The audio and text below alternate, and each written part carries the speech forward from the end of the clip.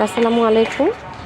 আজকে নতুন আরও একটি ভিডিও নিয়ে আমরা হাজির হলাম। এখানে রুহি আর আমি চলে আসছি বিকাল বিকাল ছাদে। ভাবলাম আজকে কিনি বাম্মু ছাদ থেকে পেয়ারা। পেয়ারা, তো চলো।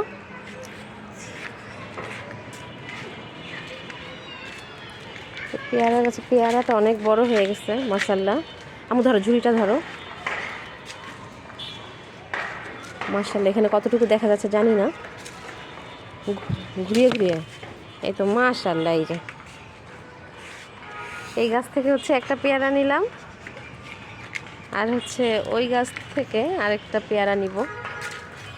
গাছে মাশাল্লাহ দিলে এবার অনেক পেয়ারা আসছে। যেটা বেশি পাকা সেটা আম্মু পারবা?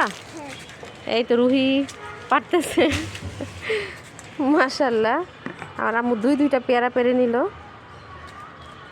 আর নিব, এখানে এই দুইটাও বড় হয়েছে, কিন্তু এখন নিব না, আজকে দুইটাই নিয়ে যাই, ওগুলো নিলে খাওয়া হবে না।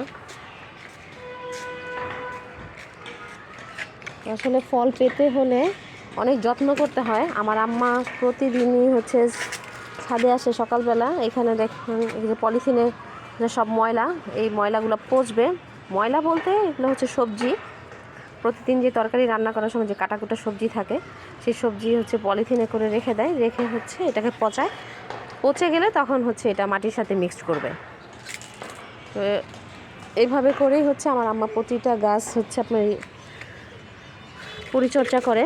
আর এটা কিসের, এখানে অনেক মাটি দেখা যাইতেছে, সম্ভবত এখানে কিছু লাগানো, এই ক্যারেটে মরিচের চারা হতে পারে, মরিচ বা টমেটোর চারা।